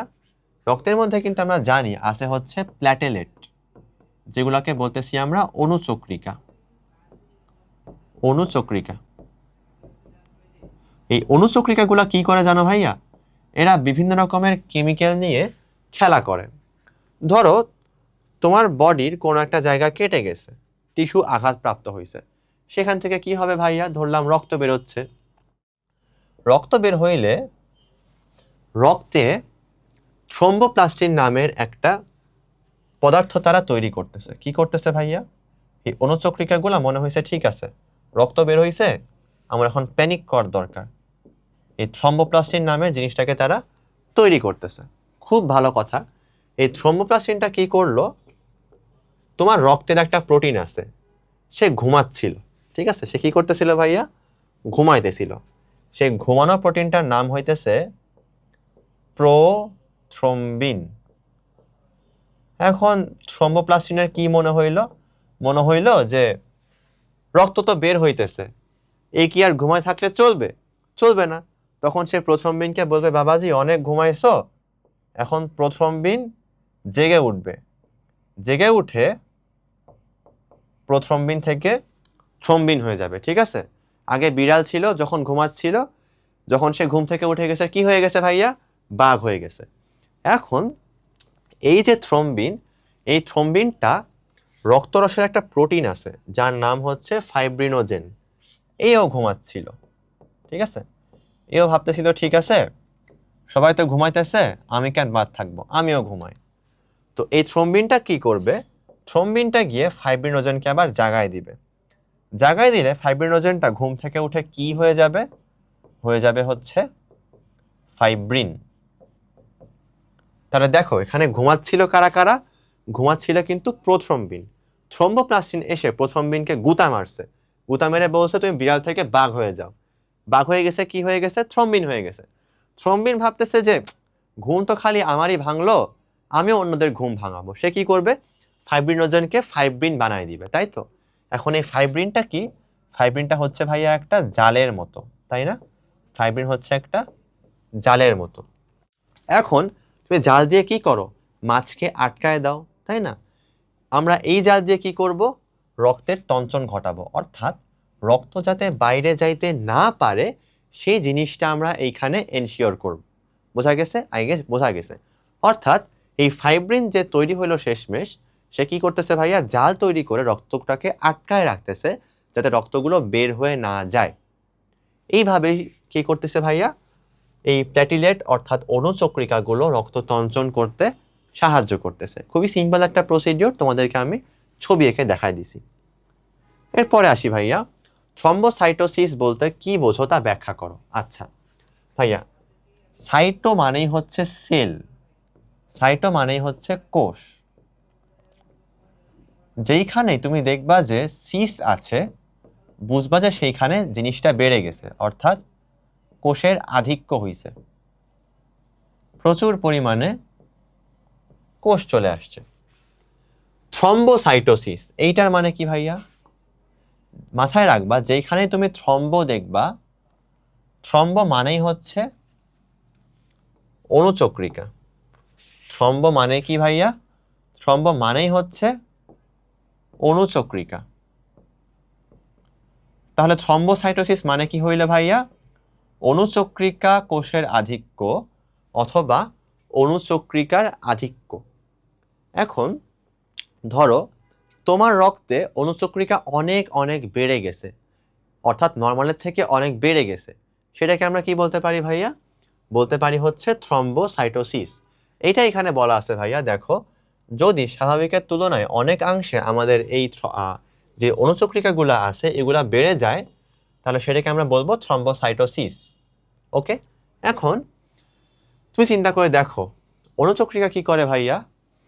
অণুচক্রিকাগুলো আমাদের রক্ত জমাট বাঁধতে সাহায্য করে, কিন্তু সব জায়গায় কি আমাদের রক্ত জমাট বাঁধার দরকার আছে? তোমার হার্টের মধ্যে, কিডনির মধ্যে, ব্রেনের মধ্যে এইসব জায়গায় কি রক্ত জমাট বাঁধার কোনো দরকার আছে ভাইয়া? নাই। কিন্তু এইসব জায়গায় যদি রক্তের জমাট বাঁধে, উল্টা হার্ট অ্যাটাক হবে, কিডনি ফেলিয়ার হবে এবং ব্রেনের ক্ষতি হবে, তাই না? আমি কিন্তু এইসব চাই না।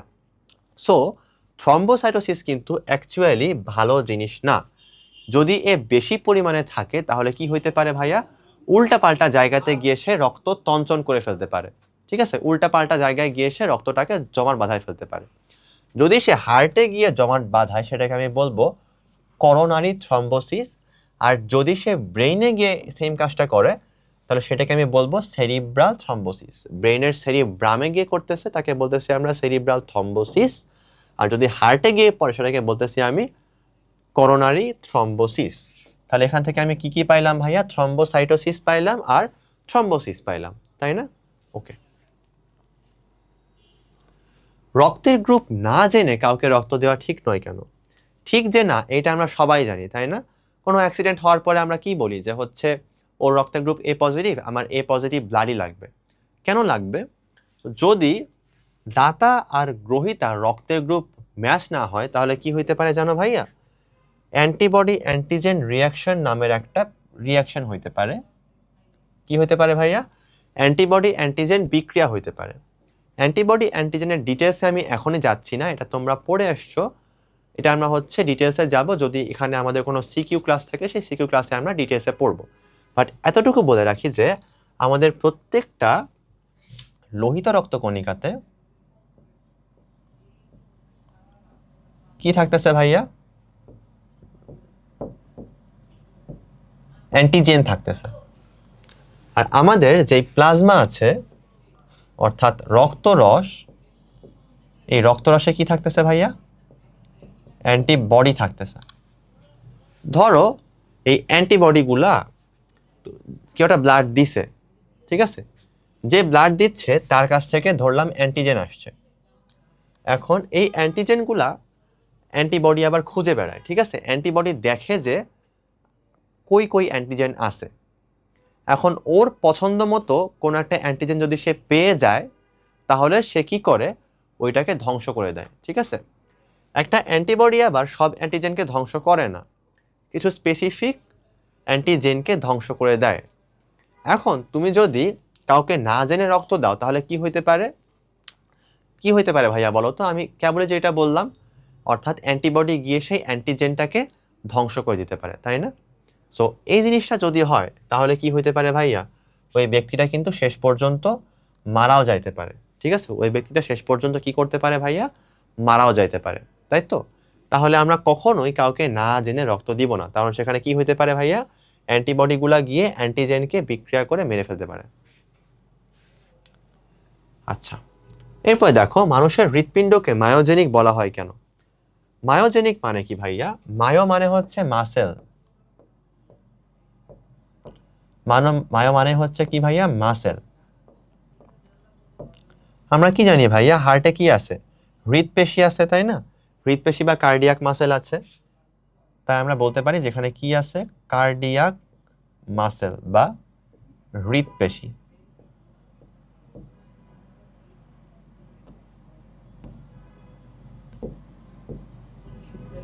কার্ডিয়াক মাসেল বা হৃৎপেশি। জেনিক মানে কি? জেনিক মানে হচ্ছে তৈরি হওয়া, কোন একটা জায়গা থেকে তৈরি হওয়া।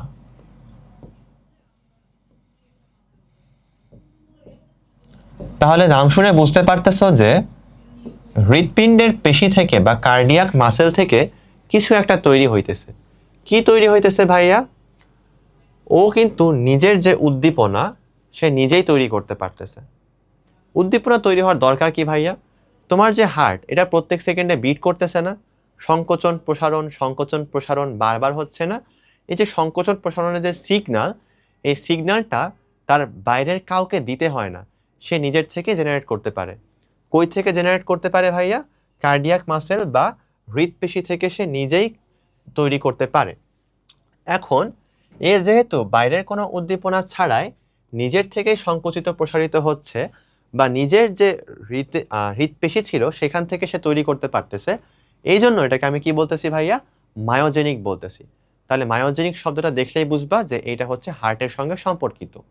মায়ো মানে হচ্ছে মাসেল, স্পেসিফিক্যালি এখানে বোঝাচ্ছে হার্টের মাসেল বা হৃৎপেশি। আর জেনিক মানে তৈরি হওয়া।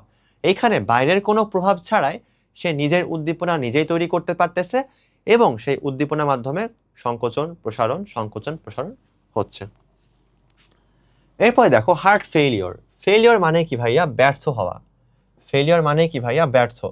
বলি না যে সেই ছেলেটা সমাজের চোখে একটা ব্যর্থ, সে একটা ফেইলিওর।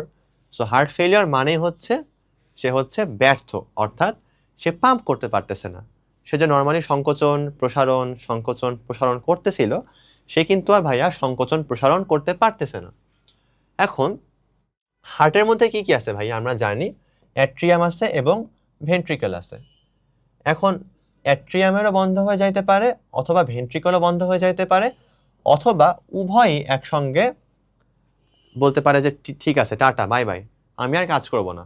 অর্থাৎ অ্যাট্রিয়ামও বলতে পারে আমি টাটা বাই বাই কাজ করব না, ভেন্ট্রিকলও বলতে পারে অথবা দুইজনই একই সঙ্গে সুন্দর মতো মরে যাইতে পারে, ঠিক আছে। এখন এরা যদি কাজ না করে তাহলে কি হবে ভাইয়া? হার্ট কিন্তু শরীরে রক্ত পাম্প করে, তোমার কিন্তু এখন রক্তটা পাম্পই হচ্ছে না। যদি রক্ত পাম্প না হয় তাহলে কি হবে ভাইয়া? হৃদস্পন্দন বন্ধ হয়ে যাবে এবং একটা সময় তুমি রক্ত না পেয়ে পেয়ে বা অক্সিজেন না পেয়ে পেয়ে মারা যাবে। এটাকে আমি কি বলতেছি ভাইয়া? বলতেছি হচ্ছে হার্ট ফেলিওর। এক কথায় হৃদস্পন্দন বন্ধ হয়ে যাওয়া। কেন? অ্যাট্রিয়াম, ভেন্ট্রিকল অথবা দুইটাই যদি কর্মক্ষমতা হারিয়ে ফেলে সেই ক্ষেত্রে।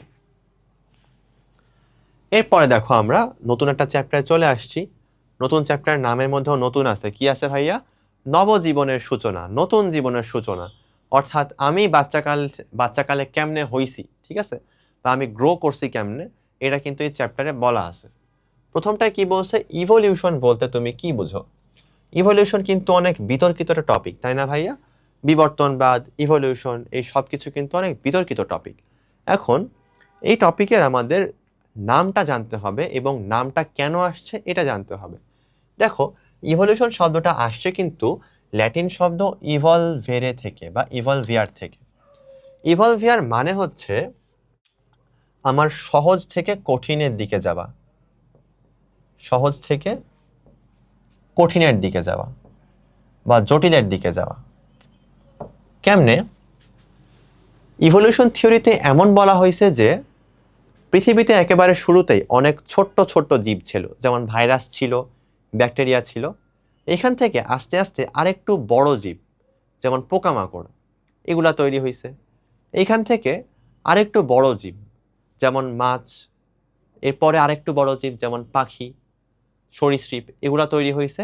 এবং শেষ পর্যন্ত সবচেয়ে ডেভেলপড যেগুলো জীব আছে, সবচেয়ে উন্নত যেগুলো জীব আছে, সেগুলো তৈরি হয়েছে, ঠিক আছে। এইটা হচ্ছে আমাদের ইভলিউশন থিওরি, এইটা বলে। এখন ইভলিউশন ওয়ার্ডটা তাহলে মানে কি হচ্ছে? দেখো, আগে ছোট্ট ছোট্ট জীব ছিল, সেখান থেকে আস্তে আস্তে আরেকটু বড় হয়েছে, তারপরে আরেকটু জটিল হয়েছে, আরেকটু জটিল হয়েছে, এমনি অনেক জটিল হয়েছে না? এটাকে বলতেছি আমি ইভলিউশন, তাই না? এটাকে আমি কি বলতেছি? এভলিউশন। তুমি চিন্তা করে দেখো, একটা ব্যাকটেরিয়া আর তোমার শরীর কি সেম হবে? না, ও কিন্তু খুবই সিম্পল একটা ক্রিয়েচার। বাট তোমার শরীরে লাখ লাখ কোটি কোটি বিক্রিয়া হচ্ছে, তুমি হাত নাড়াচ্ছ, পা নাড়াচ্ছ। ব্যাকটেরিয়ার কিন্তু এসব করার দরকার হচ্ছে না, তুমি একটা জটিল জীব, ঠিক আছে। এইভাবে যে চেঞ্জ হচ্ছে, আরো জটিল জীবের দিকে আমরা যাচ্ছি, এটাকে আমি বলতেছি ইভলিউশন। ভাইরাস জীব না জড়, ব্যাখ্যা করো। এইটা খুবই ফেমাস একটা কোয়েশ্চেন, তোমরা এই জিনিসটা বারবার এনকাউন্টার করবা যে ভাইরাস কি অ্যাকচুয়ালি জীবিত নাকি মৃত। ভাইরাস অ্যাকচুয়ালি জীবিতও না, মৃতও না, ঠিক আছে। লেজেন্ডারি কথা আছে, একটা সেন্টেন্স আছে, ভাইরাস জীবও না, জড়ও না। একটা ভাইরাস ভাইরাসই, a virus is a virus. কেন ভাইয়া? বিজ্ঞানীরা ভাইরাস নিয়ে এত গবেষণা করছেন, এত গবেষণা করে তারা খালি কনফিউজড হয়েছেন। কেমনে কনফিউজড হয়েছে? সে দেখছে তার মধ্যে জীবেরও কিছু বৈশিষ্ট্য আছে, জড়েরও কিছু বৈশিষ্ট্য আছে। যেমন ভাইয়া, জীবে কি কি বৈশিষ্ট্য আছে? সে কিন্তু রিপ্রোডিউস করতে পারে। একটা জীব কি করতে পারে? রিপ্রোডিউস করতে পারে। ভাইরাস কিন্তু রিপ্রোডিউস করতে পারতেছে। একটা জীবের কি হয় ভাইয়া? মিউটেশন হয়, সে নিজের রূপ বদলাইতে পারে, তাই না? একটা জীবও কিন্তু সেম কাজ করতে পারে। কিন্তু তুমি চিন্তা করে দেখো, একটা ভাইরাস সেলের বাইরে কখনোই কখনোই বেঁচে থাকতে পারে না। একটা ভাইরাস সেলের মধ্যে কখনোই, সেলের বাইরে কখনোই কি করতে পারে না ভাইয়া? বেঁচে থাকতে পারে না। কিন্তু তুমি একটা মানুষ, তোমার কি বেঁচে থাকার জন্য সেল লাগতেছে? না কিন্তু ভাইয়া, তোমার কিন্তু সেল লাগতেছে না। সেলের বাইরে গিয়ে সে রিপ্রোডাকশনও করতে পারে না, খাবারও খাইতে পারে না, কোনো কিছুই করতে পারে না। সো দেখো, তার মধ্যে কি আছে? জড়েরও বৈশিষ্ট্য আছে, জীবেরও বৈশিষ্ট্য আছে। এই কারণে আমরা ওকে জীবও বলবো না, জড়ও বলবো না। এটাকে আমরা কি বলবো? ভাইরাসকে একটা ভাইরাসই বলবো। এখন ভাইরাস কি দিয়ে তৈরি ভাইয়া? ভাইরাসের মধ্যে থাকে একটা প্রোটিন এবং নিউক্লিক অ্যাসিড। প্রোটিন আর নিউক্লিক অ্যাসিড মিলে প্রোটোভাইরাস তৈরি হয়, যেমন এখানে প্রোটোভাইরাস লেখা আছে, এবং সেখান থেকে ভাইরাস তৈরি হয়। তাহলে ভাইরাসের একবারে মেইন গঠনের মধ্যে কি কি থাকবে ভাইয়া? প্রোটিন থাকবে এবং নিউক্লিক অ্যাসিড থাকবে। এরপরে আসি আমরা, দেখো, বিভিন্ন প্রাণীর হৃৎপিণ্ডের তুলনা করো। এইটা আসলে ভাইয়া অনেকখানি মনে রাখার জিনিস। যেমন আমাদের হার্ট বা আমাদের যে হিউম্যান হার্ট আছে, মানুষের হৃৎপিণ্ড আছে, এইখানে চেম্বার কয়টা ভাইয়া? চেম্বার কিন্তু আসলে 4টা। কি কি আছে ভাইয়া? 2টা অ্যাট্রিয়াম আছে আর 2টা ভেন্ট্রিকল আছে, অর্থাৎ দুইটা অলিন্দ আছে আর দুইটা নিলয় আছে। কিন্তু মাছের ক্ষেত্রে গিয়ে দেখবা যে না, মাছের হার্টে আবার জায়গা কম। সে বলে না, আমার এত ভালোবাসার দরকার নাই, আমার হার্টের স্পেস কম। তার জাস্ট প্রকোষ্ঠ দুইটা। কয়টা ভাইয়া? দুইটা। এখান থেকে জাস্ট অলিন্দ একটা আর নিলয় একটা, এই দুইটা হচ্ছে তার হার্টের চেম্বার। খুব ভালো কথা, মাছের না হয় হার্টে ভালোবাসা কম, কিন্তু উভচর প্রাণী বলছে যে না, আমার হার্টে ভালোবাসা একটু বেশি, আমি কি করব, আমি 3টা রুম রাখবো। ঠিক আছে, সে বলতেছে যে না, আমি 2টা অলিন্দ রাখবো আর একটা নিলয় রাখবো। ঠিক আছে, তো উভচর প্রাণী যেগুলো আছে তাদের হৃৎপিণ্ড কতগুলা ভাইয়া? 3 প্রকোষ্ঠ বিশিষ্ট। উভচর প্রাণী কি হইতে পারে ভাইয়া? ব্যাং। ব্যাং কিন্তু উভচর প্রাণী। এখন ঠিক আছে, এখন আসো কুমিরের কাছে। কুমির একটা সরীসৃপ, বা তুমি চিন্তা করে দেখো ঘড়িয়াল, ঘড়িয়াল একটা সরীসৃপ। ওদের অ্যাকচুয়ালি 4টা চেম্বারই থাকে, কিন্তু থাকে হচ্ছে অসম্পূর্ণ। অর্থাৎ ওরা হইতে চাইছিল মানুষের মতো, কিন্তু মানুষ হইতে গিয়ে তারা আটকায় গেছে। ঠিক আছে, তাদের অসম্পূর্ণভাবে একটা নিলয় থাকতেছে, অর্থাৎ তাদের নিলয় 2টা নাই, কিন্তু ভাগ হইছে অসম্পূর্ণভাবে। ঠিক আছে, আর অলিন্দ অ্যাকচুয়ালি 2টাই আছে। তো চিন্তা করে দেখো, 2টা অলিন্দ আছে আর 2টা ইনকমপ্লিট নিলয় আছে, তাহলে আমি এদেরকে বলতে পারবো যে এরা হচ্ছে অসম্পূর্ণভাবে 4 প্রকোষ্ঠ বিশিষ্ট। আর পুরোপুরিভাবে আমাদের মতো 4 প্রকোষ্ঠ বিশিষ্ট কারা আছে ভাইয়া? এই দেখো, পাখির হৃৎপিণ্ড, স্তন্যপায়ী, এদের কি থাকে ভাইয়া? 4টা চেম্বার থাকে। কি কি? 2টা অলিন্দ আর 2টা নিলয়। তাহলে দেখো ভাইয়া, বিভিন্ন প্রাণীর হৃৎপিণ্ডের মধ্যে আমি কেমনে তুলনা করব? প্রথমে তুমি নিজেরটা বলবা, আমারটা বলতেছি আমি। আমার হৃৎপিণ্ডে 4টা প্রকোষ্ঠ আছে। কি কি আছে? 2টা অলিন্দ আর 2টা নিলয়, তাই না? আমাদের উভচর প্রাণীর ক্ষেত্রে কি আছে? 3টা। মাছের ক্ষেত্রে কয়টা? 2টা। সরীসৃপের ক্ষেত্রে ইনকমপ্লিট 4টা। কয়টা ভাইয়া? ইনকমপ্লিট 4টা। আর পাখি এবং স্তন্যপায়ীদের কয়টা করে আছে ভাইয়া? 4টা করে আছে। এরপরে দেখো, কোষের গঠন অনুসারে ব্যাকটেরিয়াকে কোন ধরনের জীব বলা হয় তা ব্যাখ্যা করো। ব্যাকটেরিয়াকে আসলে আমরা কোষের গঠন অনুসারে কি বলে জানো ভাইয়া? বলি হচ্ছে আদিকোষী জীব, অর্থাৎ সে একেবারে প্রিমিটিভ গোষ্ঠী। কেন বলি? পৃথিবীতে যখন প্রথম প্রাণ তৈরি হয় ইভলিউশন থিওরি অনুসারে, তারা ধারণা করে থাকে বা তারা বলে থাকে যে প্রথমে ভাইরাস ছিল, ভাইরাস থেকে আলটিমেটলি কি আসে ভাইয়া? ব্যাকটেরিয়া আসে। এখন ব্যাকটেরিয়া যে আসে, ওদের ধরলাম এটা হচ্ছে একটা ব্যাকটেরিয়ার কোষ। এই ব্যাকটেরিয়ার কোষ হচ্ছে ধরলাম একটা এইরকম। এদের যে ব্যাকটেরিয়ার কোষ আছে, এদের কোষের ভিতরে যেগুলো উপাদান থাকার কথা, ধরলাম মাইটোকন্ড্রিয়া, ক্লোরোপ্লাস্ট, এগুলো না ভাইয়া কিচ্ছুই থাকে না, সব এমনে ছড়ায় ছিটায় থাকে। নিউক্লিয়াসের ভিতরে যা যা থাকার কথা ছিল সব কি আছে ভাইয়া? ছড়ায় ছিটায় আছে। তাহলে এদের কি নাই ভাইয়া? কোনো সুগঠিত নিউক্লিয়াস নাই। কি নাই ভাইয়া? সুগঠিত নিউক্লিয়াস নাই।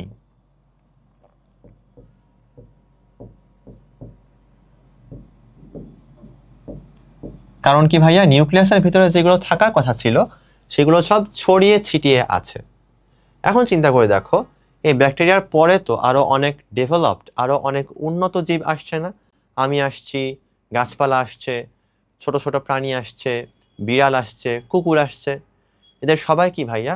এদের সবাই কিন্তু উন্নত জীব, তাই না? এরা সবাই কিন্তু ভাইয়া উন্নত জীব। এইসব উন্নত জীবের কিন্তু কি আছে আবার? সুগঠিত নিউক্লিয়াস আছে। এখন যেহেতু ব্যাকটেরিয়ার সুগঠিত নিউক্লিয়াসটা নাই এবং সে অনেক আগে তৈরি হয়েছে পৃথিবীতে, এই কারণে এটাকে আমি বলতেছি ভাইয়া আদিকোষী জীব। আদিকোষী জীব, কারণ এত আগে তৈরি হয়েছে যে ওর ওইটুকু টাইমের মধ্যে সে নিউক্লিয়াস থেকে গুছায় নেওয়ার টাইমই পায় না। ঠিক আছে, ও অনেক আগের জীব, ওর অতটুকু টাইমের মধ্যে তার নিউক্লিয়াসকে গুছায় নেওয়ার মতো কোনো সময় হয় নাই। এরপর দেখো, কোন ধরনের প্রাণীকে কানেক্টিং লিঙ্ক বলা হয়? কানেক্টিং লিঙ্ক জিনিসটা কি ভাইয়া? কানেক্ট মানে কি? কোনো দুইটা জিনিসের কানেকশন দেয়া, জোড়া লাগানো। এখন ধরো তুমি পৃথিবীতে কিছু কিছু জীব দেখবা যাদের মধ্যে না দুইটা ভিন্ন জিনিস বা দুটা ভিন্ন জীবগোষ্ঠীর বৈশিষ্ট্য দেখা যাচ্ছে। ধরো তুমি এমন একটা প্রাণী উৎপাদন করলা যে যার মধ্যে বিড়ালের ক্যারেক্টারিস্টিক্সও আছে, কুকুরের ক্যারেক্টারিস্টিক্সও আছে। ঠিক আছে, সেই দুটাকে ধরলাম আমরা ক্যাট আর ডগ মিলে কক বললাম। এখন ওই দুটার মধ্যে কি থাকবে ভাইয়া? বিড়ালের বৈশিষ্ট্য থাকবে, কুকুরের বৈশিষ্ট্যও থাকবে। যদি এমন কোনো প্রাণী আসলে এক্সিস্ট করতো সেটাকে আমরা কি বলতাম? কানেক্টিং লিঙ্ক বলতাম। তাহলে কি ভাইয়া কানেক্টিং লিঙ্ক এক্সিস্ট করে না? হ্যাঁ করে, অবশ্যই করে। এখন এটা একটা এক্সাম্পল কি ভাইয়া? প্লাটিপাস নামে একটা কিউট প্রাণী আছে, ঠিক আছে? প্লাটিপাস দেখতে অনেক কিউট।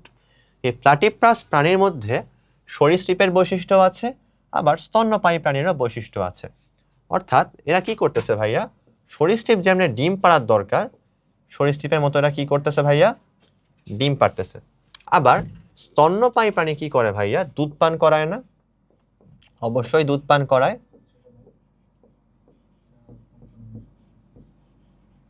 ওকে, তাহলে দেখো স্তন্যপায়ী প্রাণী যেরকম দুধ পান করাচ্ছে, সে কিন্তু দুধ পান করাচ্ছে, আবার সরীসৃপ যেমন ডিম পাড়তেছে, তারাও কিন্তু কি করতেছে ভাইয়া? ডিম পাড়তেছে।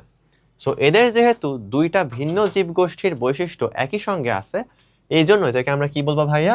এদেরকে আমরা বলবো হচ্ছে কানেক্টিং লিঙ্ক, অর্থাৎ যেটা কিনা দুইটা ডিফারেন্ট জীবগোষ্ঠীকে কানেক্ট করতে পারতেছে। কাদের কাদের কানেক্ট করতেছে ভাইয়া? সরীসৃপ এদের মতো ডিমও পারতেছে, স্তন্যপায়ীদের মতো তারা কি করতেছে ভাইয়া? দুধ পান করতেছে। এরপরে দেখো দেখো বাদামি বিটল টিকে থাকার কারণ কি? বাদামি বিটল কি ভাইয়া? এক ধরনের পোকা। এখন এই বিটেল পোকা না কয়েক রকমের হইতে পারে, বিভিন্ন রঙের হইতে পারে। কি রঙের হইতে পারে ভাইয়া? সবুজ রঙের হইতে পারে, আবার বাদামি রঙেরও হইতে পারে, বা লালচে রঙেরও হইতে পারে। এখন কোনো একটা বিটেল পোকা সে কই থাকে বলতো? সে কিন্তু থাকে হচ্ছে শুকনা পাতা আর ডালের মধ্যে। এখন শুকনা পাতা আর ডালের রং কি হয় ভাইয়া? বাদামি হয় না? বাদামি হয়তো। এখন তুমি চিন্তা করে দেখো, এই ডালের মধ্যে তুমি যদি আরেকটা বাদামি জিনিসকে এনে রাখো, তোমার কি তাকে দেখতে খুব একটা সুবিধা হবে? হবে না কিন্তু। কিন্তু তুমি যদি ওইখানে অন্য অপোজিট কালারের একটা সবুজ জিনিস এনে রাখো, তোমার কিন্তু দেখতে খুব ইজিলি তাকে স্পট করতে পারবা। তাহলে দেখো এই যে বাদামি রঙের শুকনো পাতা বা ডাল আছে, ওইখানে তুমি যদি সবুজ রঙের কোনো বিটেল দেখো, তুমি খুব ইজিলি ওকে দেখতে পারবা। কিন্তু ওইখানে যে বাদামি রঙের বিটেলগুলো আছে ওদেরকে ইজিলি দেখতে পারবা না। এখন যেই সব শিকারী পাখি আছে ওরা কি করবে জানো? যাদেরকে ইজিলি দেখা যাচ্ছে ওদেরকে খেয়ে নিবে, তাই না? আর যাদেরকে ইজিলি দেখা যাচ্ছে না ওরা কি করতে পারবে ভাইয়া? লুকায় থাকতে পারবে। এই লুকায় থাকার নামই হচ্ছে ভাইয়া কি বলতো?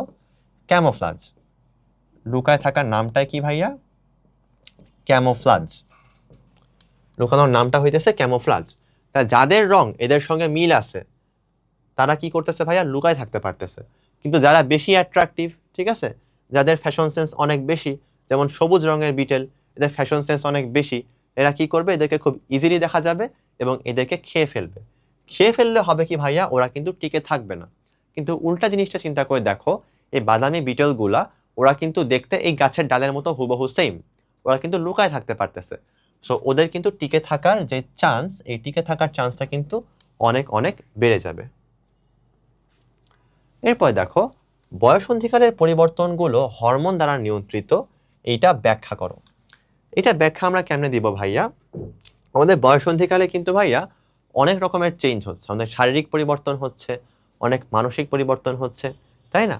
শারীরিক পরিবর্তনের মধ্যে কি হচ্ছে ভাইয়া? ছেলেদের মধ্যে আমরা দেখতে পাচ্ছি যে আমাদের বডি স্ট্রাকচার আরো বড় হচ্ছে। তারপর হচ্ছে মেয়েদের ক্ষেত্রেও কি করতে পারি ভাইয়া? অনেক রকমের শারীরিক পরিবর্তন দেখতে পাই।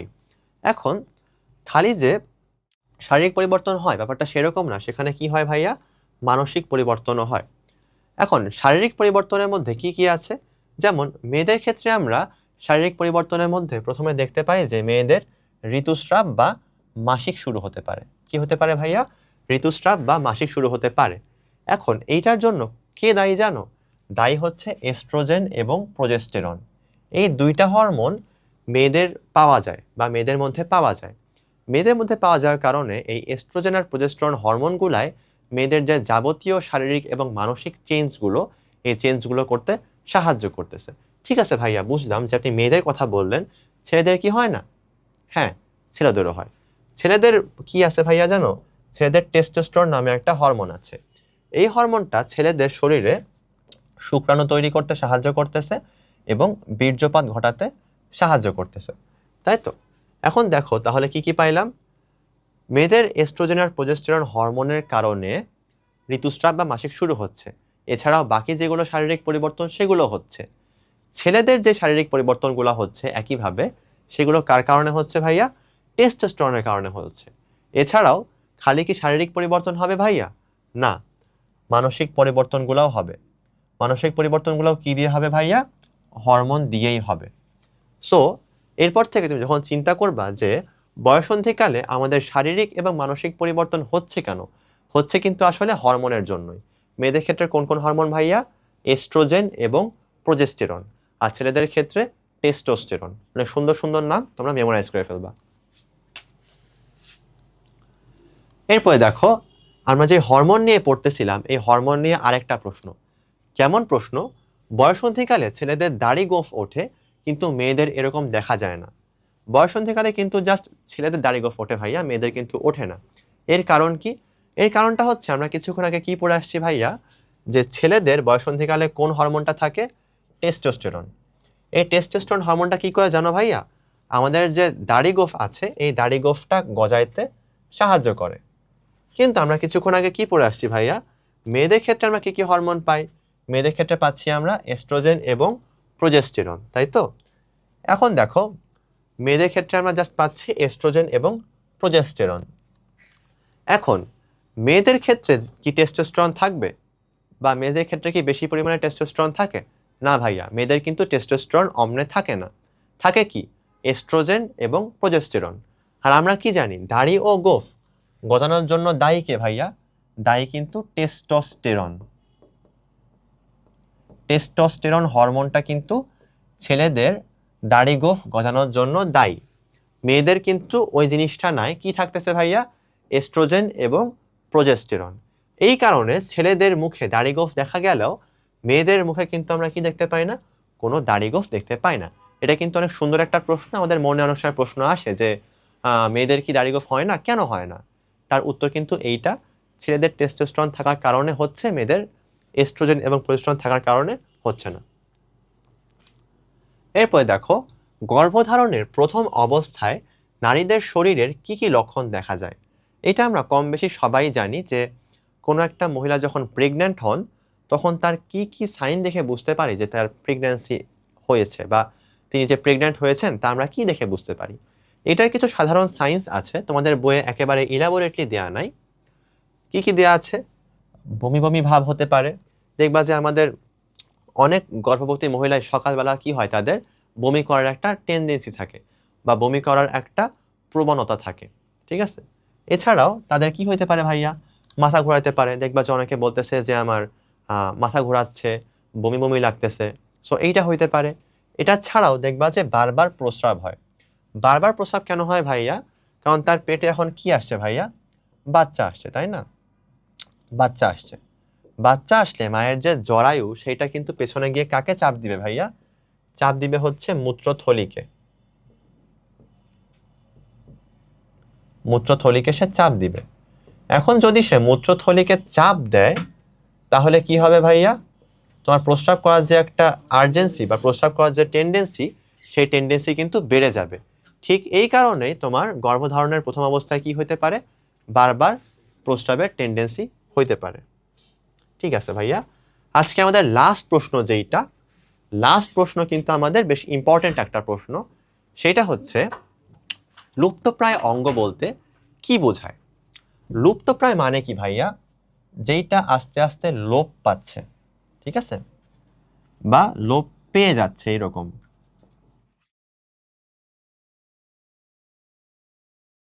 লোপ পাচ্ছে এমন, অর্থাৎ ডিসঅ্যাপিয়ার করতেছে এমন, নাই হয়ে যাচ্ছে এমন। এখন লুপ্তপ্রায় অঙ্গ মানে কি? যে অঙ্গগুলা না আস্তে আস্তে নাই হয়ে যাচ্ছে, এটাকে বলতেছি আমি লুপ্তপ্রায় অঙ্গ। আর লুপ্তপ্রায় অঙ্গটা আমরা ইভলিউশন থিওরির একটা পার্ট হিসেবে ধরি। কি ধরি ভাইয়া? ইভলিউশন থিওরির একটা পার্ট। এটা কি বলে? এইটা বলে যে আমাদের যে দেহ আছে, এখানে অনেক অঙ্গ আছে যেগুলা নির্দিষ্ট জীবদেহে নিষ্ক্রিয় অবস্থায় থাকে, আর অন্যান্য জীবদেহে থাকতেছে সক্রিয় অবস্থায়। কি থাকতেছে ভাইয়া? কিছু কিছু জীবদেহে থাকে অ্যাক্টিভ হিসেবে, আর কিছু কিছু জীবদেহে ইনঅ্যাক্টিভ হিসেবে কাজ করে। এক্সাম্পল কি হইতে পারে? মানুষের সিকাম আর সিকাম সংলগ্ন ক্ষুদ্র অ্যাপেন্ডিক্সটা নিষ্ক্রিয়, কিন্তু স্তন্যপায়ী তৃণভোজী গিনিপিগের যে দেহ আছে এইখানে সেগুলো সক্রিয়। অর্থাৎ আমাদের বডিতে আমাদের এই যে ডান দিকে এখানে যে অ্যাপেন্ডিক্সটা আছে, এই অ্যাপেন্ডিক্সটা কিন্তু অ্যাকচুয়ালি আমাদের দেহে বলা হয়ে থাকে একটা নিষ্ক্রিয় অঙ্গ, ঠিক আছে? এই অঙ্গটার হয়তো আগে অনেক কাজ ছিল কোনো একটা সময়, আস্তে আস্তে তার কাজ কমতে কমতে সে কি হয়ে গেছে ভাইয়া, নিষ্ক্রিয় অঙ্গ হয়ে গেছে, ঠিক আছে? কিন্তু স্তন্যপায়ী যেগুলো তৃণভোজী প্রাণী আছে, যেমন ধরো হরিণ, হরিণ কি ভাইয়া, সে একটা স্তন্যপায়ী তৃণভোজী প্রাণী। অথবা স্তন্যপায়ী তৃণভোজী এখানে কিসের এক্সাম্পল দিছে, গিনিপিগ, ঠিক আছে? গিনিপিগ একটা প্রাণী, ওর দেহে কিন্তু ভাইয়া এই যে অ্যাপেন্ডিক্সটা পাইছিলাম, এই অ্যাপেন্ডিক্সটা কিন্তু সক্রিয়।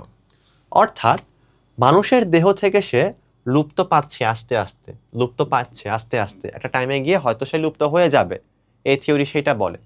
কিন্তু অন্য প্রাণীতে কিন্তু সেইটা থেকে যাচ্ছে। তোমার বডিতে নাই, কিন্তু তার মানে এটা না যে অন্য কারোর বডিতে থাকবে না, অন্য কোনো একটা অ্যানিমেলের বডিতে সেটা থাকতে পারে। যেমন এখানে কি আছে ভাইয়া, গিনিপিগের বডিতেই কিন্তু অ্যাপেন্ডিক্সটা থাকতেছে, তাই তো? এই কারণে এটাকে আমি কি বলতেছি ভাইয়া, লুপ্তপ্রায় অঙ্গ বলতেছি, যে জিনিসটা প্রায় লুপ্ত হয়ে যাচ্ছে বা লুপ্ত হওয়ার দিকে। সো আজকে আমরা এই ক্লাস থেকে কি শিখলাম ভাইয়া, আমরা প্রচুর শর্ট কোয়েশ্চেন সলভ করা শিখলাম, এবং এই শর্ট কোয়েশ্চেনগুলো কি করে আনসার করতে হয় সেগুলো শিখলাম। তোমাদেরকে প্রত্যেকটা শর্ট কোয়েশ্চেনের কনসেপ্ট আমি সুন্দর করে বুঝিয়ে দিয়েছি স্লাইড থেকে, যাতে তোমাদের আর কোনো কনফিউশন না থাকে, এবং তোমরা যাতে পরীক্ষাতে খুব ইজিলি এই শর্ট কোয়েশ্চেনগুলোকে আনসার করে দিয়ে আসতে পারো, ঠিক আছে? তোমাদের সবার জন্য আমার সাজেশন থাকবে যে তোমরা শর্ট কোয়েশ্চেনগুলো বেশি বেশি প্র্যাকটিস করবা, কারণ আমি শুরুতেও বলেছি যে practice makes a man perfect. So তোমরা যত বেশি করে এই শর্ট কোয়েশ্চেন লেখাটা প্র্যাকটিস করবা, তোমাদের কিন্তু পরীক্ষার হলে গিয়ে তোমাদের প্রফিসিয়েন্সিটা আরও বেড়ে যাবে, তোমরা আরও দ্রুত লিখতে পারবা। সো তোমাদের সবাইকে বেস্ট অফ লাক জানিয়ে আজকের ক্লাস আমি এখানে শেষ করছি। খোদা হাফেজ, সালামু আলাইকুম।